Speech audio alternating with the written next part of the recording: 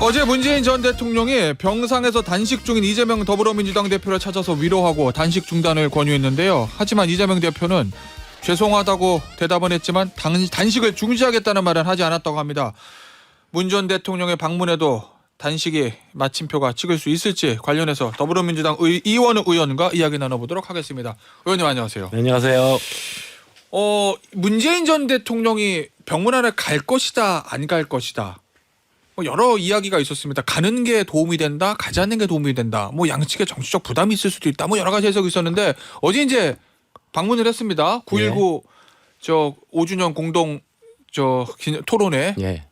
세미나. 세미나 그 참석자 어떻게 보셨습니까? 어제 문재인 전 대통령 방문. 저는 안 가신다는 생각을 해본 적이 없습니다. 당연히 가시죠. 그건 왜 그렇죠? 여당의 대표가 그 단식을 하고 있는데 거기 서울까지 오셨는데 그걸 안 가고 피한다라고 하는 게 오히려 더 정치적으로 이상하게 해석될 가능성이 높죠. 9.19 행사 합의차 그렇죠. 공식 일정이 있어서 서울에 올라왔는데 네.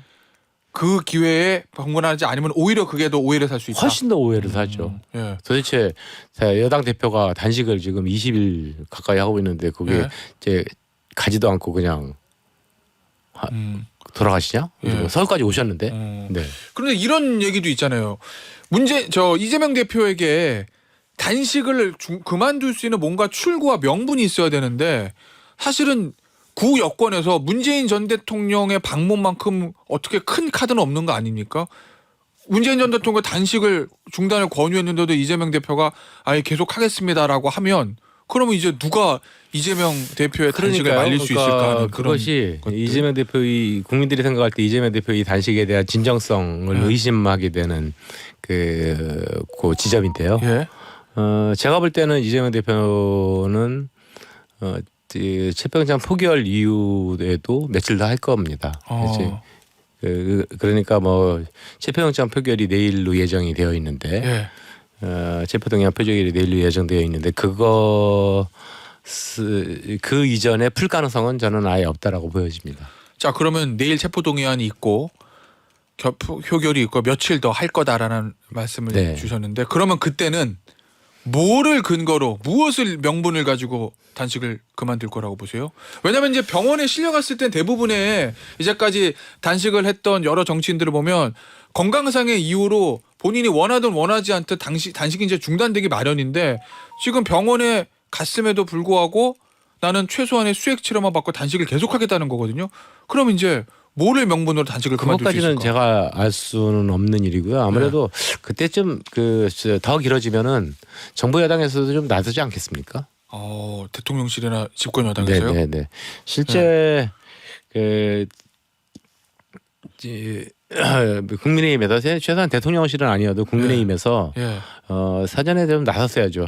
저희 예전에 김성태 원내대표라든가 국민의힘 출신의 이정현 당대표가 단식할 때 민주당의 의원들 많이 갔었고 개별적으로도 가가지고 하세요 하라고 그러면 국회의장들도 다 가가지고 단식 중단을 권유하고 이런 모습을 보였는데 이제 그런 거에 대해서 단 하나의 모습을 보이지 않았다라고 하는 거는 그 정부 집권당으로서의 졸렬함, 대범함을 보여주지 못하고 졸렬함을 보여준 대표적인 사례 아닌가 싶고요. 그런 것들을 보여줬어야 되고 늦더라도 지금이라도 그런 걸 보여주는 것이 저는 올바른 여당의 태도라고 보여집니다. 그런데 이제 국민의힘 쪽에서는 그런 얘기하는 거잖아요. 예를 들어서 여당의 대표인 김기현 대표가 가서 움직일 때는 단식 그만하시고 건강 챙기세요. 이 정도 말만 하고 오는 게 아니라 뭔가 이제 선물을 주거나 이재명 대표가 단식을 그만둘 수 있는 거를 명분을 좀 줘야 되는데 이재명 대표가 요구하고 있는 세 가지 중에서 여당에 들어줄 수 있는 건 없고 거기다가 이게 쌓이는 거죠.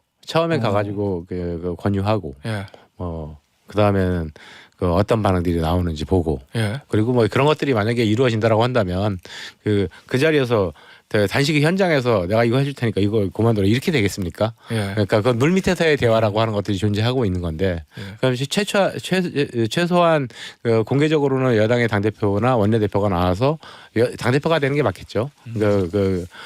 공개적인 행보를 보여주고 나머지 그러면 이거에 대해서 뭔가 논의할 게 좀 있을까? 그러면 예를 들어 가지고 원내대표 단이라든가 이런 데서 얼마든지 물밑 조율들이 가능하고요. 그게 정치죠. 기본적인 여당이 지금 이재명 대표의 단식을 보는 시각이 본인의 사법 리스크를 피하기 위한 방탄 단식이다 이렇게 보고 있잖아요. 그러니까 의원님이 보시기에도 이재명 대표의 단식이 여권으로 하라고 그런 시각을 가질 수 있게 오해를 살 수 있게 하는 단식이다 이렇게 보십니까? 아니면은 그거는 완전히 여권이 주소를 잘못 찾아간 겁니까? 그거는 이제 내일로 다가온 체포동의안 표결 예. 이거에 대해서 어떻게 최종적으로 그 모습을 보여주냐 민주당이 어떤 모습을 보여주냐에 따라서 이것이 방탄 단식이냐 될 수도 있고요. 아니면 윤석열 정부의 폭거에 대한 정치적 저항이다. 뭐 이렇게 해석할 수도 있을 것 같습니다. 그런데 만약에 민주당의 일부 친명 의원들이 주장을 하듯이 이거를 당론으로 부결을 정하자는 등 이런 식의 그 민주당의 모습을 보인다면 여태까지 그 이재명 대표가 해왔던 진정성은 싹 사라지고 그래 봐 역시 방탄이었어라고 하는 걸로 낙인 찍히게 되겠죠. 어허. 자, 그러면 자연스럽게 저희 내일 있을 체포동의안 얘기를 좀 해볼 수밖에 없을 것 같은데요. 지금 보니까 앞서 저희 기자의 소식도 여의도에서 있는 취재진들은 부결 쪽이 가능성 높은 거 아니냐 이런 예상을 하고 있다고 하고 대부분의 이제 조간 신문들 봐도 부결될 가능성이 높다라고 전망하는 것 같아요. 이원욱 의원 개인적으로는 지금 내일 어떻게 될 거라고 전망하고 계세요? 그거는 개인적으로는 모르겠습니다. 그런데 지난번 체포동의안이 1차 체포동의안이 왔을 때 표결했을 때 2월 말에 2월 달 말에 당시에 이제 언론들의 분석에 따르면은 그때 반란표 이른바 반란표가 38표라고 예측을 합니다. 그러니까 민주당 의원 중에서 가결에 찬성한 표가 18표. 그리고 기권표와 무효표를 합해가지고 20표 이렇게 예측을 하는데 가결을 던진 사람 의원들은 아마도 대부분 가결을 또 한번 선택할 가능성이 높아 보이고요. 네. 다만 이제 몇 표가 더 있어야 되는 거잖아요. 가결에 되는. 지금 현재는 그때 기권하거나 무효표를 27 정도가 그 민주당에서 저쪽 여권 범여권이 한 표도 이탈이 없다고 했을 때, 27, 아니면 30, 이 정도가 그 가결표에 찬성을 해야지만 통과된다고 관측들을 하는데요. 그런데 그러면 20표의 기권 무효표가 있었는데 그 중에 몇 표 정도가 어떻게 될 것인가라고 하는 거에 대해서는 예측하기 어렵죠. 그런데 이런 부석들 부결의 가능성이 높아진다고 이제 보는 언론의 관측 전망 이유들 중에 하나가 보면 첫째는 대표가 어쨌든 저렇게 단식을 하고 병원에 지금 실려갔는데 저 상태에서 영장실질심사를 받게 하는 건 너무한 거 아니야라는 이제 동정론이 대두된다는 점이 하나 있고 그리고 이제 소위 말하는 강성 지지층 개딸이고 부는 지지층들이 이제 부결 인증 릴레이가 좀 있지 않습니까? 그래도 의원들이 좀 부담을 느낄 거다라는 예측이 있던데 어떻습니까? 물론요. 영장실질심사는 그 체포동의안이 가결된다고 해가지고 바로 집행이 되는 건 아니고요. 그러니까 그야 그 피의자에 대한 상태를 봐가면서 하는 거니까 굉장히 길게 발부하겠죠. 구인영장이 있어야 되는 거니까. 그래서 가결이 되더라도 영장실질심사는 좀 늦게 잡히겠죠. 한 달 있다 잡힐 수도 있는 거고. 그러니까 그럴 수도 있죠. 이재명 당대표의 몸이 회복되는 걸 봐가지고 잡히겠죠. 그러니까 그 문제는 아닌 것 같고요. 다만. 동정론 문제는 아니고 그러면 결국 이제 강성 지지층들의 그렇죠. 그 문제가 좀 남아 있는데. 근데 저는 이재명 당대표가 지난 6월 교수단체 대표 연설 때 뭐라고 하면 불체포 특권을 포기하겠다고 선언하면서 뭐라고 그 단어를 썼냐면요. 정치 수사라고 하는 용어를 썼습니다. 정치 수사의 에 대한 불체포 특권을 포기하겠다. 라고 하는 얘기를 썼고 그다음에 두 번째로는 김남국 코인 사태 이후에 만들어졌던 김은경 혁신위원회에서의 1호 안건이 불체포 특권 포기였고요. 그렇죠. 그다음에 세 번째로 이재명 대표의 변호사를 맡고 있는 박균택 변호사가 엊그저께 언론에도 많이 나오고 했습니다만은 보면은 정말 법원 이 검찰의 구속영장 청구서를 보면은 정말 형편없는 허위 조작 날조이기 때문에 법원 가가지고 그 영장이 발부될 가능성은 없다. 라고 단정을 하더라고요. 좀 보도가 됐습니다. 그렇다라고 한다면 영장 실질심사를 받는 게 뭐가 두렵겠습니까?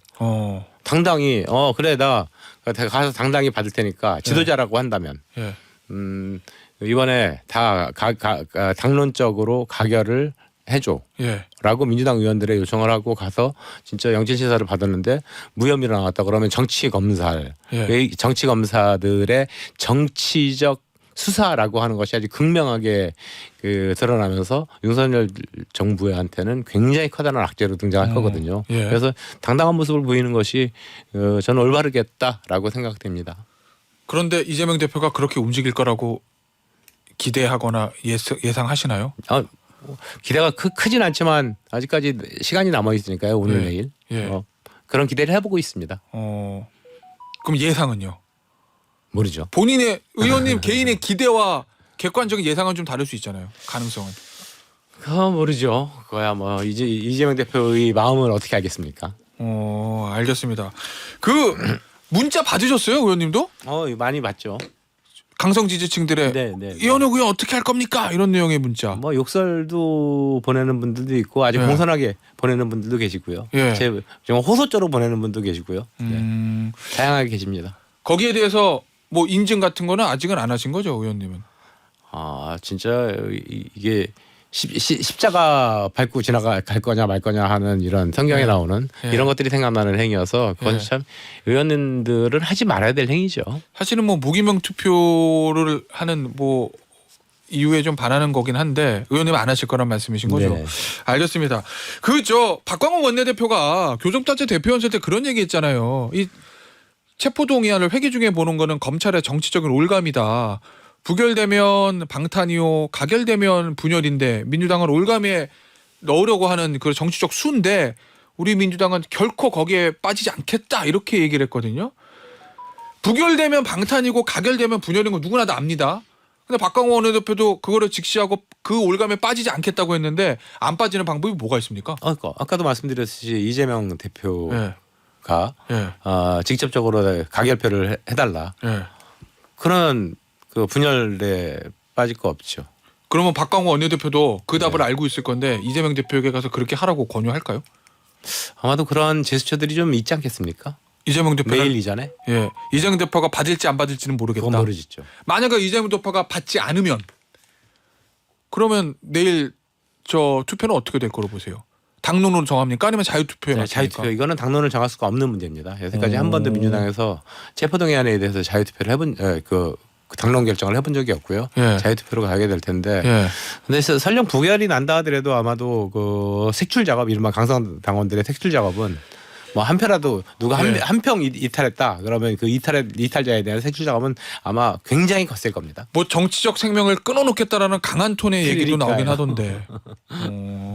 알겠습니다. 소위 말하는 이제 비명계 의원들 입장에서 가결을 예전에도 가결에 투표를 했었고 지금도 가결을 원하는 의원들이 좀 있지 않습니까? 소위 말하는 이제 비명계 의원들 중에서 부결됐을 경우에 그러면 그 다음에 선택지는 있습니까? 비명계 의원들에게? 굉장히 정치적으로 당내에서는 좀 궁지에 몰릴 수도 있잖아요. 저는 이제 이게 그 친명 비명 이렇게 나누는 것보다 네.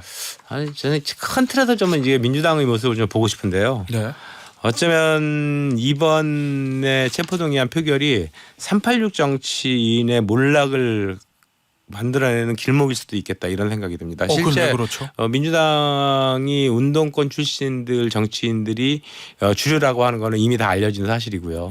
그런데 이 주류 운동권 출신들이 여태까지 해왔던 모습 그리고 왜 학생운동을 했고 그다음에 사회운동을 했고 그 정치운동을 이렇게 하려고 했던가라고 하는 거에 대해서 그러면 그래 우리가 대선 때 공약이었고 불체포 특권 당대표가 스스로 포기 선언도 했고 혁신안 1호였고 뭐 이런 거에 대해서 그래 우리는 방탄을 결정할 거야라고 했을 때 민주당 전체의 몰락과 함께 그 민주당의 주류 세력으로서 강고하게 자리 잡고 있는 386 운동권 그래 너네들 고작 이재명 당대표 방탄하려고 니네들이 한 거야? 너네들이 여태까지 학생운동하고서 사회를 변화시키겠다라고 하는 거의 진정성은 도대체 어디서 볼 수 있는 거야라고 하는 국민적 지탄이 굉장할 것이다. 그래서 이번에 386 주류 정치권의 그 몰락을 예견할 수도 있는 아주 커다란 분기점에 서 있다 저는 이렇게 해석을 하거든요. 정말로 그런 사람들이 이재명 당대표의 공천관 앞에만 서면 왜 나는 작아지는가라고 하는 예.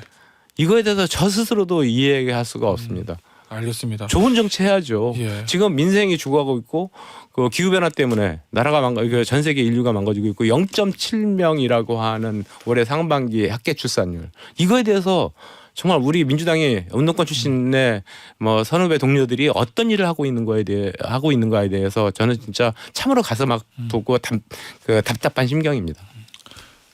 의원님 혹시 내년 공천이 좀 걱정되거나 하진 않으십니까? 최근의 정치 행보 때문에 강성 지지층이 많은 공격을 받고 계시잖아요. 제가 이런 질문들을 많이 받는데요. 예. 공천은요 예. 따내는 겁니다. 따내는 거다. 네. 공천은 누구한테 호소해가지고 받는 게 아니고 당대표가 주거나 뭐 이런 게 그럼요. 아니고 예. 나의 실력으로 당당히 따내는 거죠. 그 정도로 또 자신 없으면은 정치하지 말아야죠. 알겠습니다.